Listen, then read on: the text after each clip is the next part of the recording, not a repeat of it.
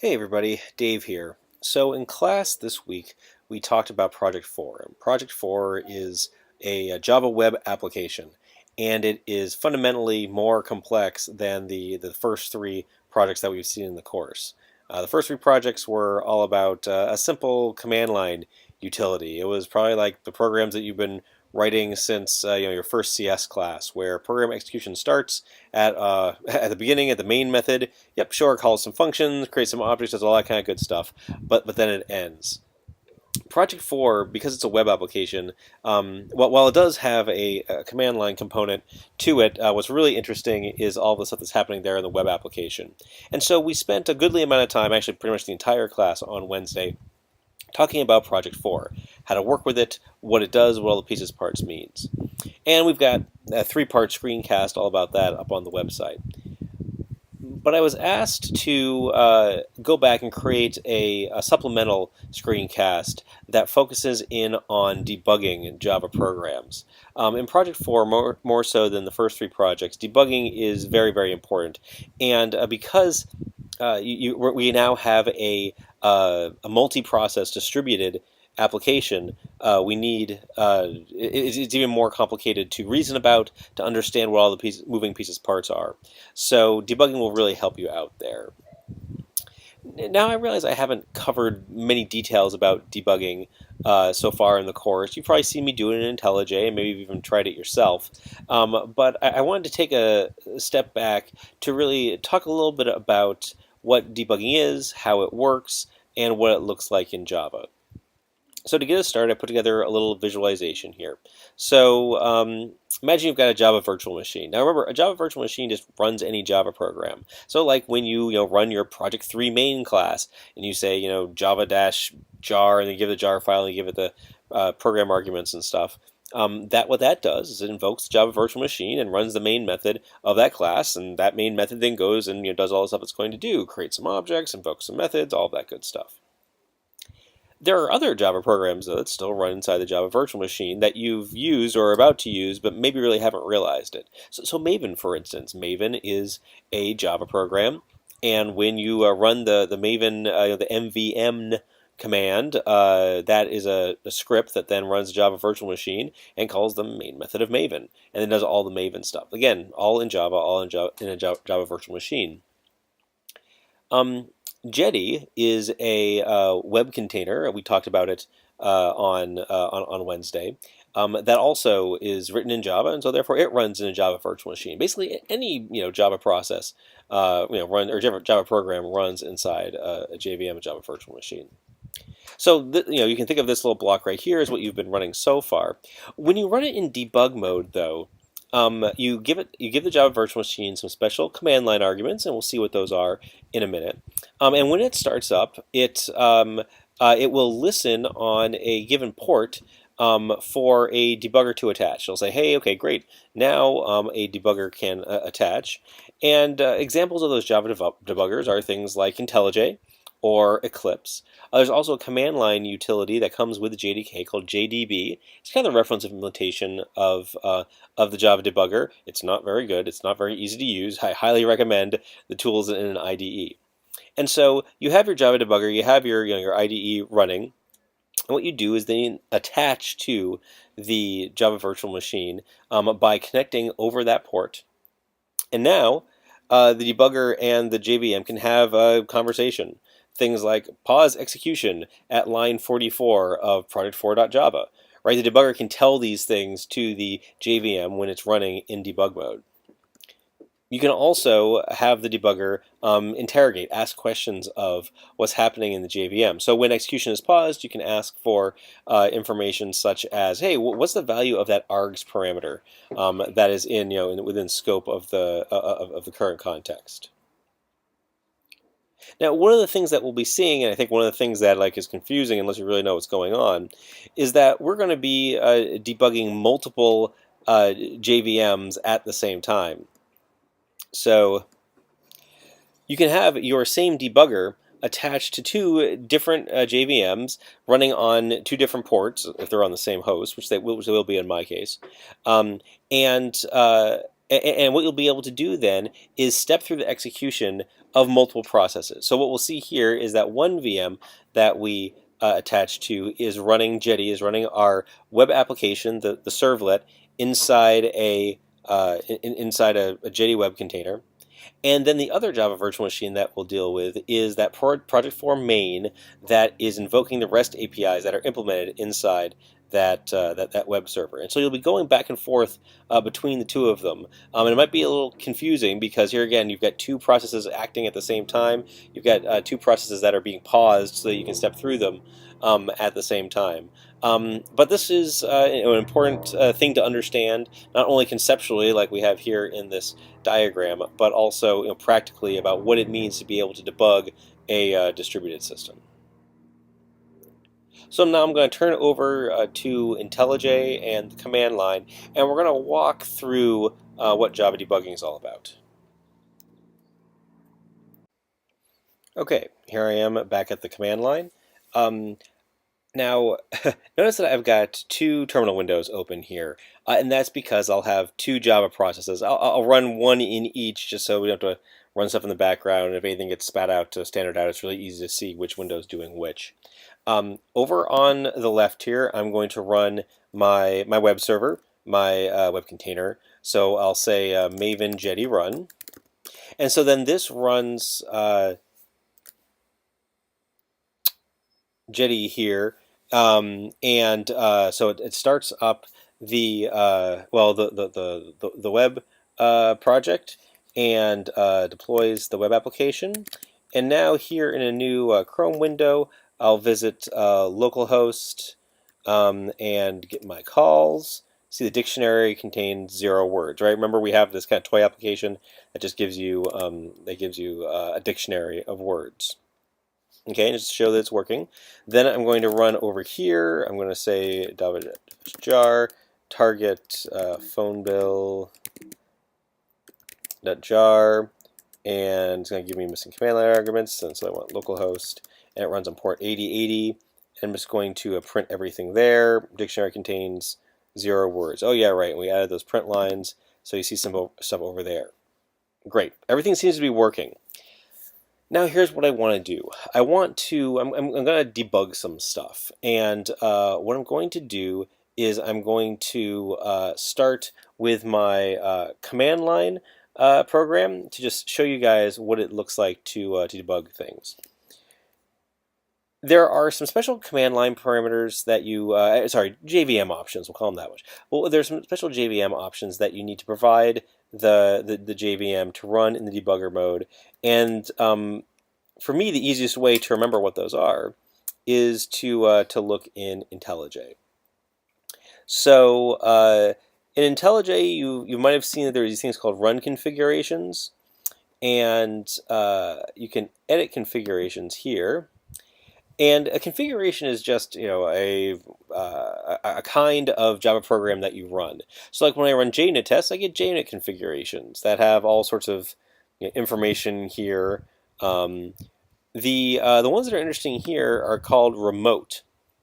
So remote means that you are debugging a remote JVM, remote to IntelliJ, that is. So like when you run these JUnit programs, IntelliJ is the one that runs it, right? That spawns a JVM to execute the tests. Could run it in process. It probably doesn't though. It probably spawns a JVM to run it. Here it's all about debugging with a remote remote JVM. So let's look at what's over here on the right. Okay, command line arguments running remote JVM 9 and after. The specific arguments that you need to send to the JVM have changed a little bit over the years. They've added some new things, and so if you're using like an older JDK, you can specify that. So they add some new stuff in Java 9. We're using Java 10, of course, so we're all set here. So I'm going to show you how this works, and then I will I'll come back and explain it to you. So this is for debugging the Jetty server. This isn't exactly what I want. I don't want to attach to that one. Instead, I want to add a new remote configuration, and I'm going to call it Project 4 main. Okay, and I want it to I want it to attach to a VM that's listening on port 5006. And notice how it changed this thing up here. This is a really nice thing that Intellij does. It says, hey, add this to the Java command line in order to make your project 4 main your program debuggable. And they have this little button right here that'll copy it to the clipboard. I think it usually tells me that it does. Now I'll go back to my terminal. I'll run this same guy again, but now I'll paste what's on the clipboard and add all this stuff as agent lib, blah blah blah blah blah. Here again, I will. I'll show it to you. Actually, I think I messed something up here. I want it to be suspend yes, and we'll see why. Well, I'll run it suspend no and I'll see what happens. It goes, it runs, and it finishes. I didn't have a chance to attach the debugger. So what I want to do is I want to say suspend yes. When I say suspend yes, first thing that the JVM does is it spits out this message right here saying listening for transport DT socket. I don't know what DT stands for, but it's saying, hey, listen, I've opened up a socket to listen to that address. There are other ways of attaching it. You can attach through shared memory, I think is what it is. What is it? Yeah, shared memory. Oh, although that might not be supported anymore. And then I forget what attach and listen means. But now, as you'll see, the program didn't exit. It's sitting there waiting for you to attach. And now, so I'm going to set this project 4 main. I'm going to go to my project 4 class and set a breakpoint. And so, a breakpoint, oh, there's already one set. I'll set it here at the beginning, though. You set breakpoints in Intellij by clicking over here in the margin, and it says, "Oh, great! I'm going to stop if this Intellij is attached to a JVM. When it reaches line 20 of project 4, it's going to suspend. It's going to suspend all threads. I think that's what suspend all means. The way I attach it is I select the configuration that I want. It was already selected because it was the most recently one edited. And I click the little bug for debugging. And so now what Intellij does is it's attached to the process, because you really can't see anything over there now. And that, so note here when I said suspend yes, basically suspend yes says, hey, wait a second, don't do anything until the debugger attaches. So now that the debugger attached, the program started, and now Intellij, well, the program started, and it hit its first breakpoint. So when the program hits its first breakpoint, it tells Intellij, oh, hey, I'm here at line 20. Intellij then displays line 20 here, and the line is highlighted with this blue. And so now Intellij is attached to the program. You're here in the debugger. Intellij gives you some views into what's going on. Right here, it's the call trace, which is completely uninteresting because you're here at the main, your first line of code that's executed. And then over here on the right, you have your variables. You can see information about the program that you're debugging. Remember, the program is running in a different process. You're just attached to that process and communicating over that socket. So you can see what's there in the args array and visualizes it nicely for you. This is a constant, not very interesting here. But now, as you've seen me do in class, you can navigate, you can debug through all of this. And so then there are buttons here for doing all of that. I use the keyboard shortcuts because, oh my gosh, all this clicking is crazy. What's this? I'll show execution point. That's kind of nice. So now if I click step over, I just go to the next line. And now if I click, let's step out. Where's a run to continue? Oh, I don't know. F9 is what I'm looking for. Maybe there isn't a, there might not be a, button for it. But I know that F9 just says, hey, keep running until you hit the next debug point or the JVM exits. So I'll hit F9 now. And now I'm down here on this line where I create the REST client. And so then I can then go to the next one. I hit F8. And now I can look at the client and get information about it. Oh, okay, that's its URL. And this URL is just the URL field inside the phone bill REST client. Right, there's the value of URL, And let's see here. I think I'm going to hit this breakpoint here. So I could, put a breakpoint here. I'm going to hit F9 again. Okay, it's a little bit more interesting. So now here I am. I'm stopped here in this called get all dictionary entries. I can look over here on the left in the debugger, and I can see that this guy was called from line 65. So if you think of the call stack, right, here is line 65, which is then called get all dictionary entries, and now the debugger is suspended right here on line 38. So, now I'm attached to the debugger. I'm going to continue this. I'm just going to hit F9 again, and I think, yep, it's all done. As you can let's see here. I guess it really didn't give you any indication here, but you can see frames are not available because the program finished. Actually, if you look at the console, okay, so it connected and then disconnected. Because it's remote, I guess there's not too much information on the console. Instead, it gets printed out here to standard error. Standard out. Dictionary on server contains 0 words. Actually, I might have already covered the interesting stuff here with this agentlib command. Is it still on my clipboard? Yeah, but it's cut over a line, so who cares? Let's go back and look at it in Intellij, because you'll be able to see it more easily. Okay, so now if we go and edit our configuration. Okay. Agentlib. It's called the debugging agent. That's not the most user-friendly name. And so then this is arguments to the agent, and there might be there might be other agents. Actually, I guess there are other agents that you can connect to it. But anyway, what is this saying? It's saying that the way you're going to communicate, the way that the VM wants to be communicated with is through a socket. And server. I don't remember what server means. I think it's always yes. I don't know if we. Does that change anything? What is that? Okay, I don't know. I always, this is what I use. This is what works for me. I don't remember what debugger mode listen is. But as we saw, suspend was important. Suspend. When you've got a program like your main where you want to debug starting at the beginning, you want suspend equals yes. As we'll see in a moment, when you want Jetty, which you want, you want Jetty to start up, and then because it's a server, right? It doesn't exit after it starts up; it just waits for requests, and then you got to tell it to exit. Because of that, you want suspend no, meaning that tell it, hey, go ahead, don't wait for a debugger to do your thing, go and get started, but listen for breakpoints to be hit because a debugger may attach. And then the address is where the is the socket port that it's listening on.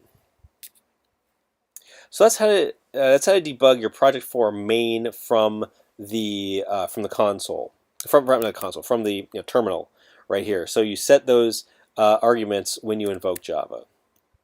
I didn't show that to you in class, but I'm using it as an example of, here's how you can attach to a remote VM, because it makes the setting of that JVM argument very explicit.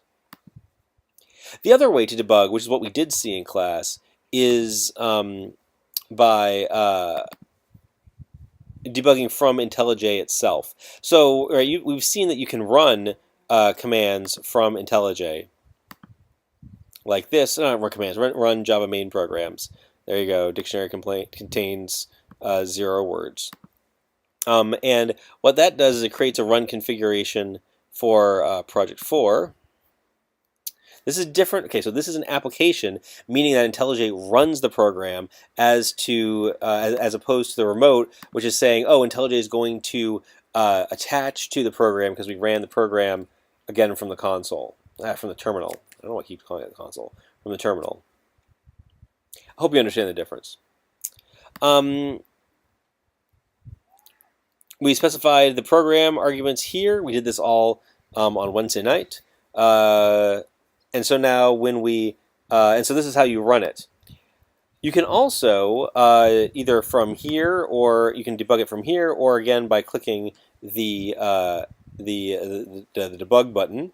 When you run this, now IntelliJ runs the program well in debug mode. I think really what it does is it either must launch a new JVM with the with the debug parameters already set or whatever. Who cares? Because now you can debug what you're running, and it's the same debugging session as before. The only difference is that IntelliJ is launching it instead of you launching it with your from the terminal and having to attach to it yourself. So this is super convenient, right? This is super nice. So we're doing this, and now it's all done again. And here the output is in the console because it was run locally by IntelliJ. Okay, so that's debugging your project 4. And I hope we saw how to debug from the command line with that -agent lib. Now, here we were running our project 4 from the command line. What about Jetty? Now, Jetty is run by Maven, and it is also run from the command line.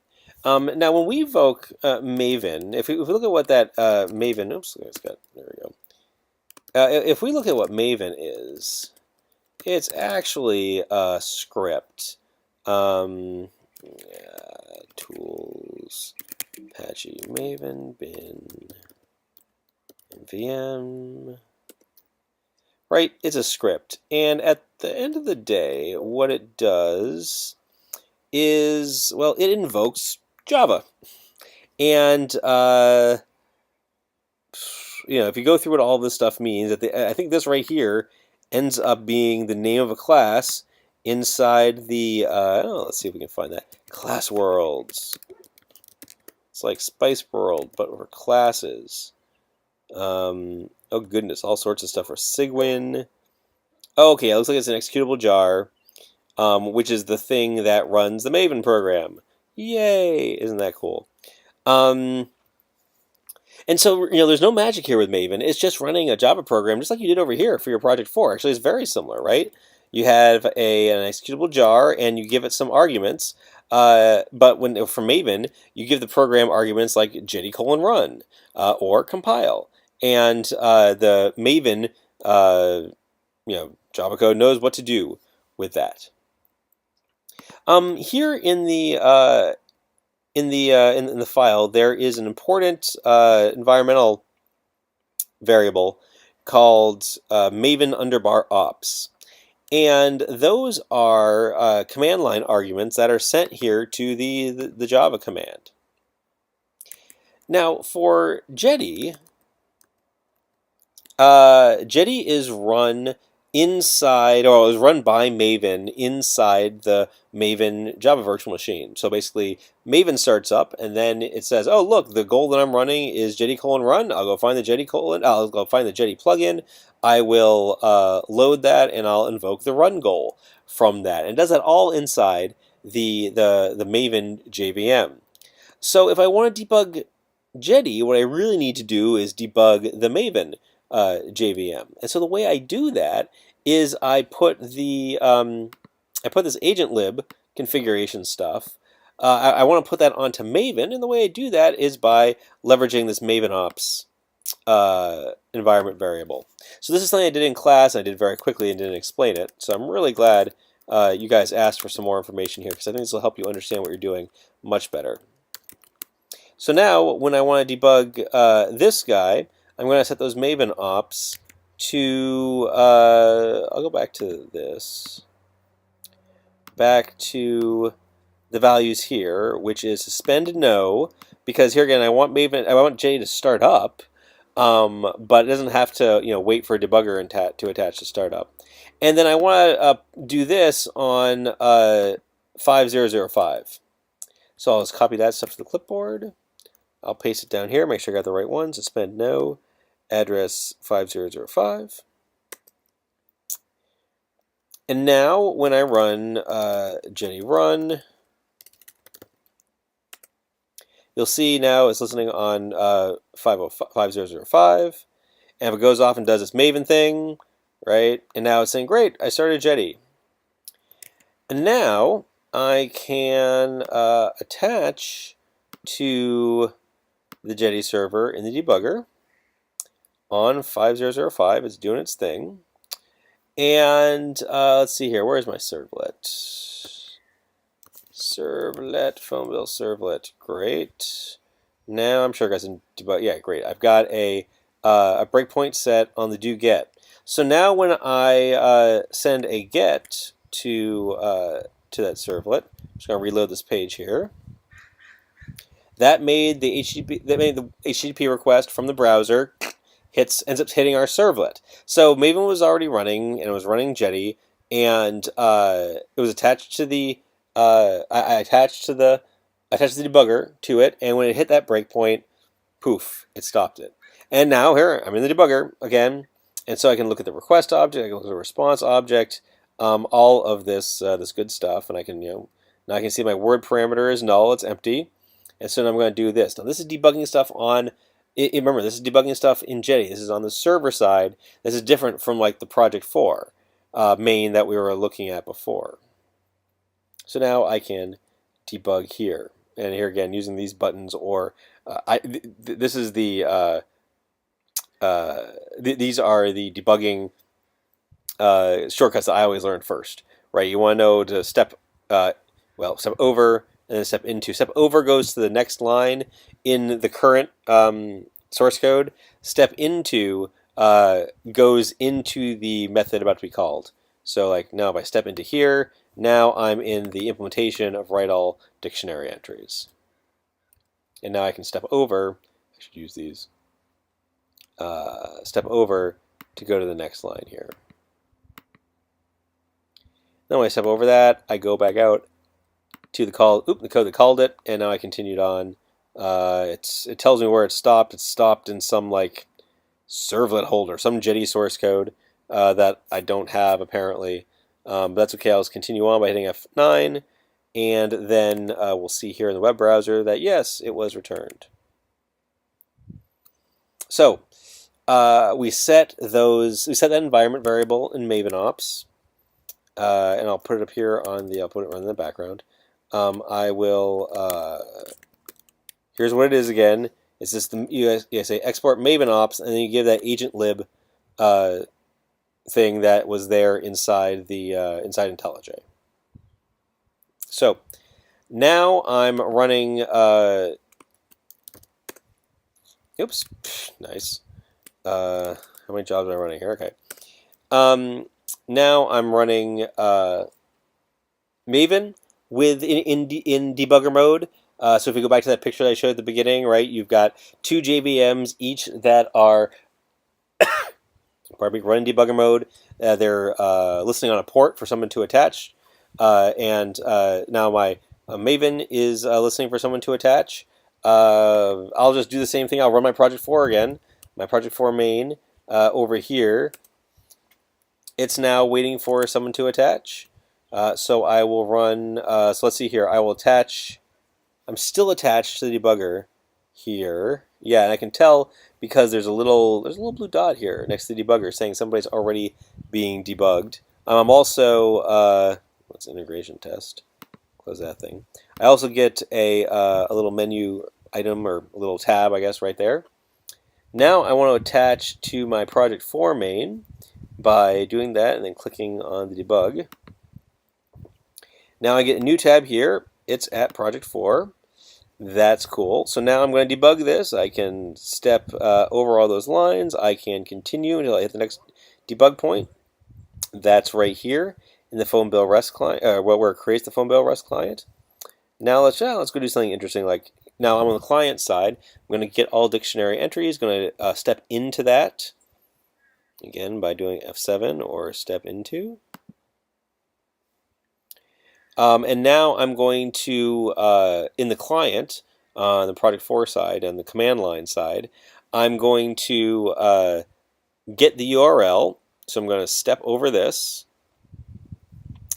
Now you'll see the debugger brings me to this point, and notice that it's the Jetty server now that's active, because now I'm on the server side. I'm debugging on the server side, and this is where it gets kind of complex, right? It's the same IntelliJ sessions, the same source code that you're the same the same source code that you're looking at, the same like Maven project that you're looking at, but now you're dealing with two processes, right? You're dealing with the project 4 main and you're dealing with Maven, but you've attached IntelliJ to both of those processes, and you're debugging them. Actually, we can go back to the project 4 main.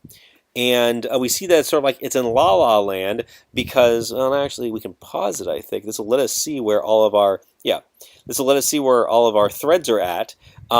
Here, what your phone bill REST client is still calling get all dictionary entries, and you can look at some of the source code. Like this is my source code, the HTTP request helper, all that good stuff.